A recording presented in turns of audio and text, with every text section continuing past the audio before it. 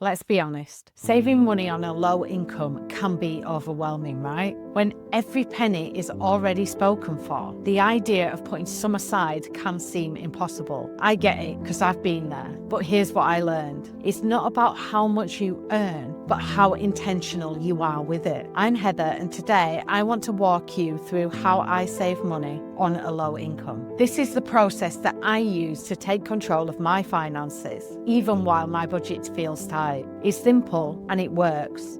And I've built up a 130 grand investment portfolio using these exact steps. I use zero-based budgeting, which means every penny has a job to do. And I track everything using my Ultimate Wealth Planner. But you can use a notebook or your own spreadsheet. The most important thing is finding what works for you. Before I started saving and investing, I thought that I'd never get ahead financially. I thought that saving, or especially investing, was something that you could only do when you earn more money. But the truth is, it's not about perfection, it's about progress. I started small, saving just 10 quid a week.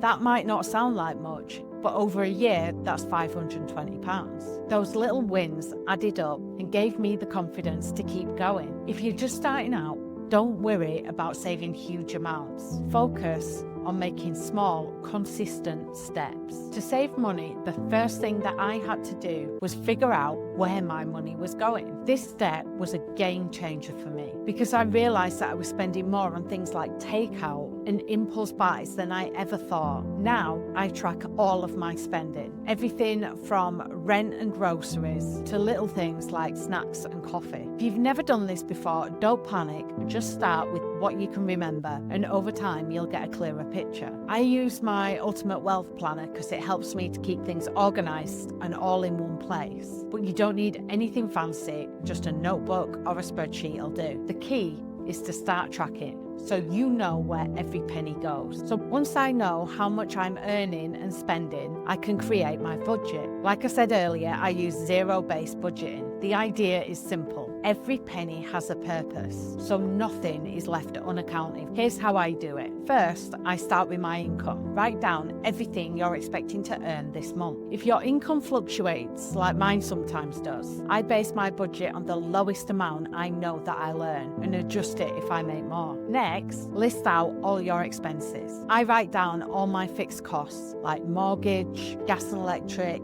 water. Then, once I've got all them fixed costs together, I write down my variable ones, like groceries or transport. I also include categories for savings and fun money into this. Now you've got all your expenses together, you can give every penny a job. Once I've got all my expenses listed, I can allocate all of my income to each one until there's nothing left. This way, I know exactly where every pound is going. This system works whether you're using my planner, a spreadsheet, or a notebook. The important part is being intentional about where your money is going. It's important to stay flexible and balanced because life doesn't always stick to your budget. Some months, unexpected costs can pop up or you overspend in a category. That's okay. The key is to stay flexible. If I overspend on groceries, for example, I might adjust my fun money category to make up for it. One thing that's helped me is setting aside a small buffer each month for irregular expenses. Even 20 or 30 quid could make a difference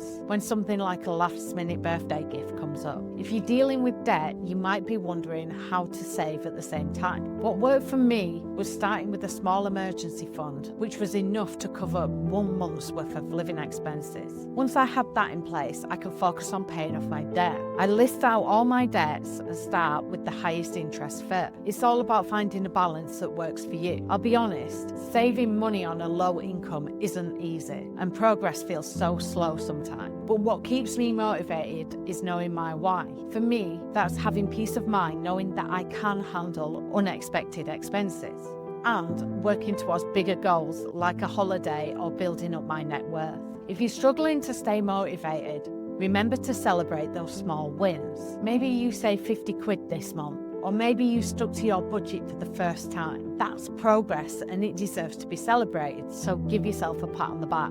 Unfortunately, you're not in a position to be buying treats for yourself at this point. Remember, you don't have to do this perfectly. I've gone off track and I still go off track all the time. The important thing is to learn from it and keep going. You're building a habit and that takes time. So that's how I save money on a low income. It's not about being perfect or having everything figured out. It's about being intentional, tracking where your money is going and giving every penny a job. Whether you use a planner like mine, a notepad or a spreadsheet, the key is to find a system that works for you. If you're ready to take this even further, I've got a video packed with practical tips on how to grow your financial future without sacrificing your work-life balance. Click here to watch it and let's keep building our financial futures together.